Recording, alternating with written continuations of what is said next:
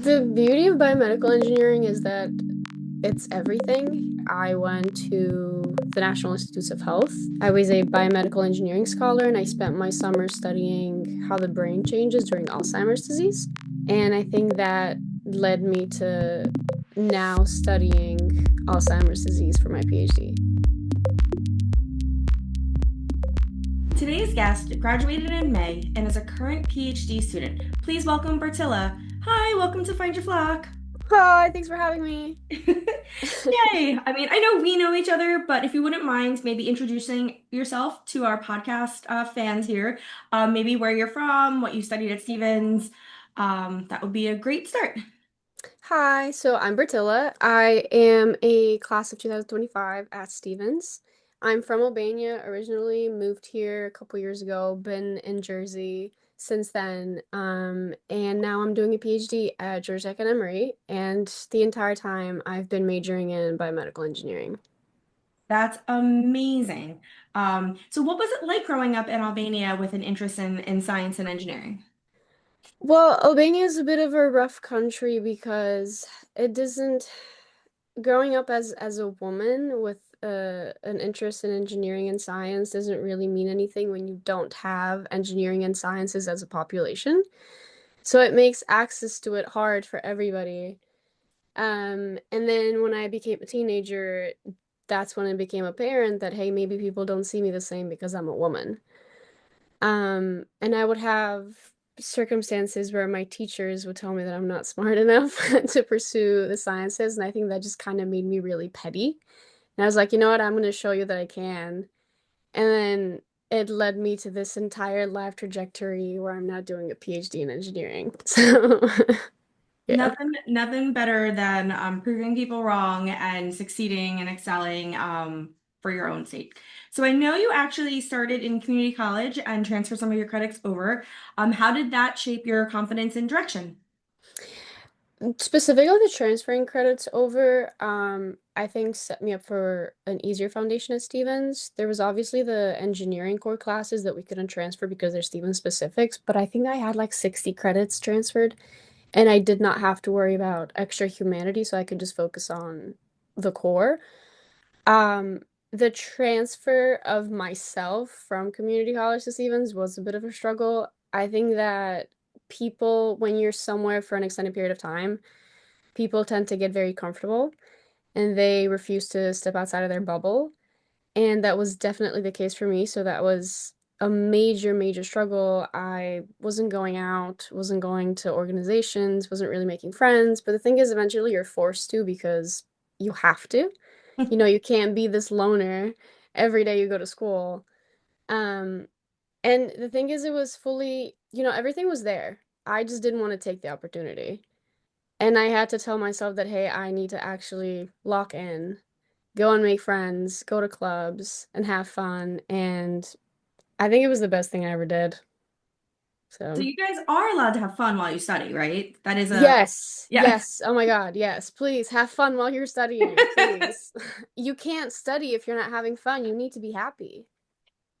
Awesome. These are some really, I feel like, especially, with finals and some other, stressful things that happen or at the start of the semester, which can also be really stressful. It's always important to remember the fun. Thinking about some of the other opportunities that Stevens offers, I know you were pretty involved with undergraduate research. And do you want to tell us a little bit about undergraduate research and any of your undergraduate research experiences? Yeah. Well, I started my research in community college and they didn't have any projects that I liked, which not to any fault of their own. I didn't know what I wanted. And so I founded my own research project. And we were studying assistive devices for rehabilitation purposes. And then when I came to Stevens, I was selected as a Governor STEM scholar, and I was able to bring in that project to Stevens, and I worked with 13 high school students. That was more of a me trying to introduce them to the world of research rather than actual research because these were kids that had never they'd never done literature review, they'd never read a paper. They didn't know what it was like to write a paper. And then that was my first year at Stevens. Then summer 2023, I was selected as an Amgen Scholar at Yale University. That was very different, a very, very different experience from neuroscience. It was drug delivery, and I was working with polymers. And I think the reason I did that was because I didn't want to commit to neuroscience without knowing what was out there. And it actually being ended up being an amazing experience. I made, I think, lifelong friends. We're still in active communication to today. And then the next summer, summer 2024, which was right before my senior year, I went to the National Institutes of Health. I was a biomedical engineering scholar, and I spent my summer studying how the brain changes during Alzheimer's disease. That ended up being really fun, and then they offered me a position for the academic year, and I stayed working with them remotely while I was at Stevens. And I think that led me to now studying Alzheimer's disease for my PhD. That's amazing. I was going to ask about your PhD life now at Emory Georgia Tech, and if you've picked a specialization area. So that's awesome. So tell us a little bit more about, I mean, applying for PhD and really the decision around it. What made you want to continue doing research and continue doing your studies?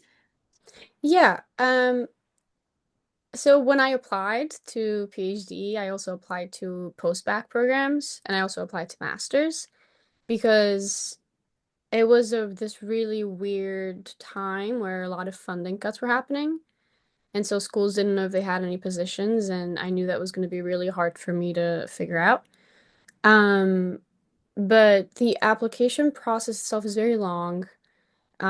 Each school, and I think I applied to around 13, they all have their own essays and it's multiple prompts and the questions are kind of different. Then it's recommendation letters that you have to request and check and make sure that they're submitted. And then all the technical, the really nitty-gritty, my name, where I'm from, my background, and all of them that you have to complete. The thing is that once that's done, the part that comes after is worse because then it's the waiting part and you don't know if people are going to get back to you. And then they do get back to you. And you're like, wait, actually, I was freaking out over nothing because they are getting back to me. I think it's overthinking. It's a lot of overthinking that you don't need to be doing because you're going to be fine. And I remember sitting down having a conversation with Andres, who is the director of undergraduate research, and obviously, I'm freaking out. I'm like, I don't know what's going on. There's no funding. I don't know what I'm gonna do. And Andres just like, you need to calm down. Like, this is everybody's going through this. This is a waiting period because they're just going through the applications. They need to figure out who they're gonna reach out to. But when you haven't done it, it's something new that you don't know.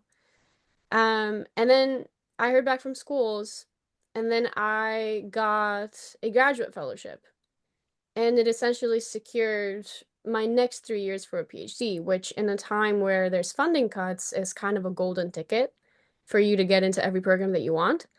And that is what happened.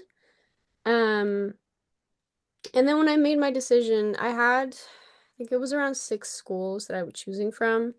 Amazing. Um, and it was University of Michigan, it was Washington University in St. Louis, um, it was Georgia Tech, Emory, it was University of Pittsburgh, Carnegie Mellon, and Columbia. And the school that I really wanted to go to was Columbia. The issue with Columbia is that they require a master's, and I didn't want to waste 2 years doing a master's when I could just go straight into PhD. So I was like, let me go to Atlanta. It's far away from home. This is going to be a completely new thing for me. I guess my time of self-discovery has come. And I just took that opportunity, I ran with it. And then I went to Atlanta, and I still think it's the best choice that I made. Atlanta is beautiful, the weather is beautiful. I absolutely love my lab. I love the friends that I've made. There's day life, there's night life, there's anything that I would ever want. And so I'm hoping that things continue to go this way while I'm in Atlanta because it's just been amazing. I think that I can recognize myself changing every day, and I'm enjoying watching myself change every day. That's awesome. I'm so happy to hear that. I remember a little bit of the waiting game and I remember the interview process and the vetting of the schools. So it's really nice to see you very confirmed in your decision and thriving. I just love that. Makes it so fun. I love Find Your Flock for those reasons, being able to check in with everybody. So are we continuing to work in Alzheimer's and kind of brain chemistry? What is our kind of focus now for research through our PhD, and what's the Yeah. name of the lab you're in? So it's called the Kalol's Mind Lab. My PI is Shella Kalol's, and we call it Mind Lab. It's a weird acronym about studying the mind. But yes, I'm doing Alzheimer's. Sometimes I've switched to Parkinson's. It just depends on the type of mice that we're working with because some of the mice have Alzheimer's, some of the mice have Parkinson's. But essentially, I want to collect enough data from mice with Alzheimer's so that I can create a test bed for how accurate our machine learning methods are in predicting changes in the brain. And that's, I mean, it's my first semester. I'm hoping that I can continue to do with this. I know that research changes month by month as you go because you really don't know what you're going to get every time that you try to collect data. Um, but for the beginning, this is where I'm at. Yeah. But it's That's definitely Alzheimer's. great. I mean, I think as somebody who had a grandmother that struggled with Alzheimer's and watching the slow degrade, I feel like it's such an important disease to study and kind of understand and just make some progress in that area. And we need researchers like you to make those big discoveries. This is awesome. Looking back, I mean, what kind of advice would you give, for some of our first gen students, any of our transfer students or any women in STEM? Like, what kind of advice would you give them, as they're preparing for their own paths, in maybe biomedical engineering or, another engineering? Well, the first one is that it will get better. I know that there's going to be days where you're going to be struggling, but that's not going to be forever.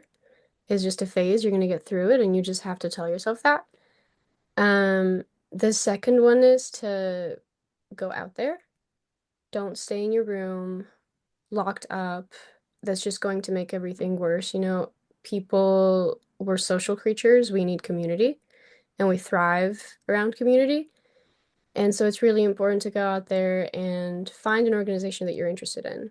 And Stevens has so many. There's so many. And I think one of the most beautiful things about Stevens is that it's such a small school that you really get to know everybody. Um, and I remember times when I'd walk around campus and I'd just say hi to everyone because I've had classes with them, I've seen them in different places, and it really makes you feel involved in campus. So I would just say go out there, join a club, if you can, run for an election. It's a fun new experience, even if you don't win. The purpose is not to win. The purpose is to learn. Um, and I think that if you do that, that you're going to be completely fine. I love that advice. So we talked a little bit about what's next for your research and impact. I always like to end our podcast with why should a student choose biomedical engineering? Um, uh, Maybe you could also give us a little bit of an overview of biomedical engineering if somebody's not quite certain. It's not always neuroscience and brain chemistry, right? It's a very broad field. But maybe you could tell us a little bit about biomedical engineering and why you think a student should choose biomedical engineering. The beauty of biomedical engineering is that it's everything.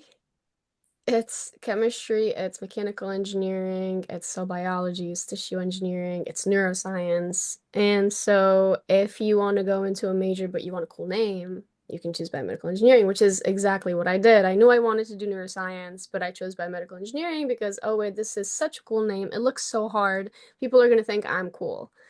Um, but I it's hard to describe it because with biomedical engineering you can go into robotics, you can create assistive devices, you can work into a lab, you can do cell biology, you can do tissue. I know that a lot of the labs at Stevens are cell biology, tissue engineering, neuroscience. They have Alzheimer's research at Stevens. And it all falls under the umbrella of biomedical engineering. And even if it doesn't, you can find something that does. You can find a term that to make it fit into biomedical engineering. There's many mechanical engineering projects, especially in senior design and in capstone, where they have an aspect of it that's applicable to biology. And that just automatically makes it biomedical engineering. I think you have to make some mental hoops, but eventually all roads lead to biomedical engineering. And I think that's why people should go into biomedical engineering because you can do whatever you want with it. It's so broad. And it is a fast-growing department, for sure. It's where everybody wants to be. Um, thank you so much. That's all the time we have for today. I want to thank Bertila so much for joining us and taking out some time from Georgia to check in with us and give us her progress. Thanks for joining, and don't forget to check out our other episodes. Click subscribe and share. Have a good one. Bye. Thank you for having me. You've been listening to Find Your Flock, Season 2. I'm Dr. Sandra Clavijo. Thanks for joining us as we help future ducks find their path at Stevens. Don't forget to follow and subscribe on Spotify, Apple Podcasts, or YouTube, and share this episode with a future duck.